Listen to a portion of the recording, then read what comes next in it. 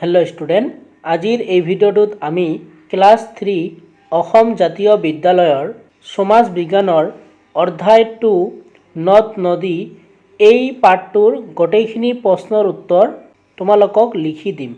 লগতে কনবৰ কোৱেশ্চন তোমালোকৰ পৰীক্ষাৰ কাৰণে ইম্পৰ্টেন্ট হয় আৰু কনবৰ কোৱেশ্চন তোমালোকক পঢ়িব নালাগে এইখিনিও মই তোমালোকক এই ভিডিওতে কম।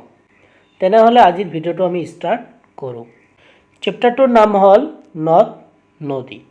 তোমালোকক প্ৰথমতে দিয়া আছে অনুশীলনীৰ 1 নম্বৰ প্ৰশ্নটো খালি ঠাই পূৰ কৰা। তোমালোকক 4টা প্ৰশ্ন দিয়া আছে। অসমক ডেশ ৰাজ্য বুলি কোৱা হয়। তাৰ পিছত খ নম্বৰ এইটো দিয়া আছে, গ নম্বৰ এইটো দিয়া আছে, ঘ নম্বৰ এইটো দিয়া আছে।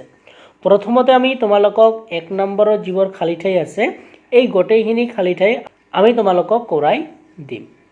তোমালোকক 1 নম্বৰৰ প্ৰথম যিটো খালি ঠাই দিয়া আছিল সেইটো হল অসমক ডেশ ৰাজ্য বুলি কোৱা হয়। তোমালোকে খালি ঠাইটোত কি লিখিবা যে অসমক নদী প্ৰধান ৰাজ্য বুলি কোৱা হয়। তোমালোকে এইখিনি লিখিলে হ'ব। তাৰ পিছত তোমালোকক বুকত খ নম্বৰ যিটো প্ৰশ্ন দিয়া আছিল সেইটো হল নদীৰ পানীয়ে আমাৰ ৰাজ্যৰ মাটিক ডেশ কৰিও ৰাখে। তোমালোকে খালি ঠাইটোত লিখিবা সাৰুৱা কৰিও ৰাখে। তোমালোকে এইবোৰ লিখি লবা।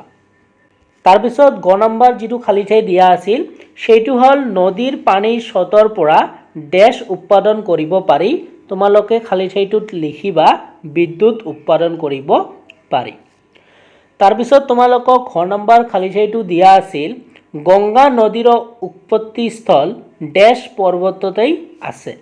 তো ইয়াৰ উত্তৰটো তোমালোকে খালি ঠাইটোত লিখিবা হিমালয় পৰ্বততেই আছে। এই 4টাই তোমালোকৰ খালি ঠাই দিয়া আছিল।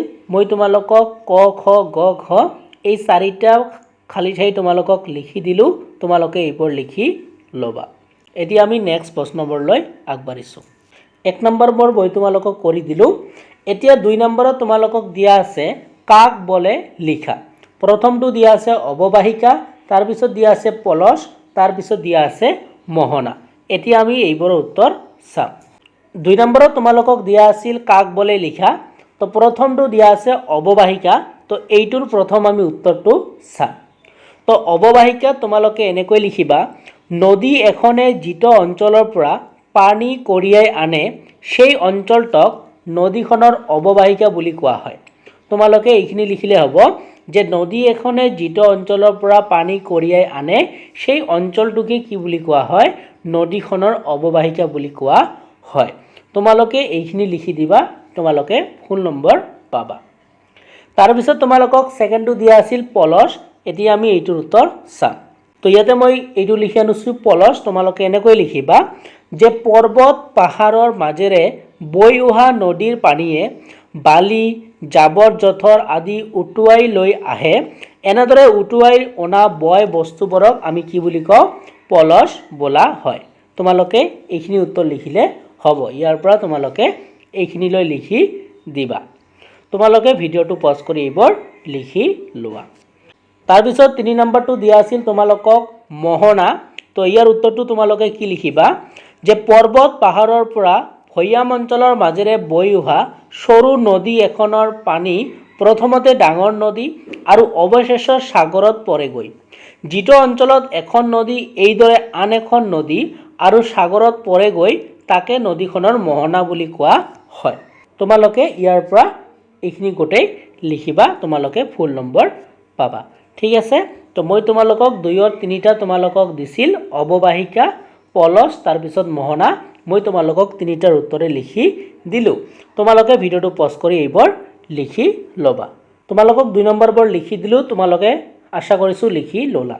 তাৰ পিছত 3 নম্বৰ প্ৰশ্নটো দিয়া আছে নদীৰ সৃষ্টি কেনেকৈ হয় লিখা। এই কোৱেশ্চনটো কিন্তু তোমালোকৰ ইম্পৰ্টেন্ট হয়। তো 3 নম্বৰ কোৱেশ্চনটো এইটো যে নদীৰ সৃষ্টি কেনেকৈ হয় লিখা। তো ইয়াৰ উত্তৰটো মই লিখি আনিছো সাগৰত অখ পৰ্বতত জমা হৈ থকা বৰফ গলি নদীৰ সৃষ্টি হয়। আকৌ পাহাৰৰ কোনো অংশত থকা ভূগৰ্ভৰ পানীৰ উহ একতাৰ পৰাও কি হয় নদী এখনৰ সৃষ্টি হয়। তোমালোকে এইখিনি উত্তৰ ইয়াৰ পৰা এইখিনি লিখি দিবা। তোমালোকে ফুল নম্বৰ পাবা। তো আশা কৰিছো 3 নম্বৰ প্ৰশ্নটো তোমালোকে লিখি ললা। এতিয়া তোমালোকৰ যিবোৰ 4, 5, 6 আছে এই গোটেইখিনি উত্তৰ আমি প্ৰথমতে চাওঁ।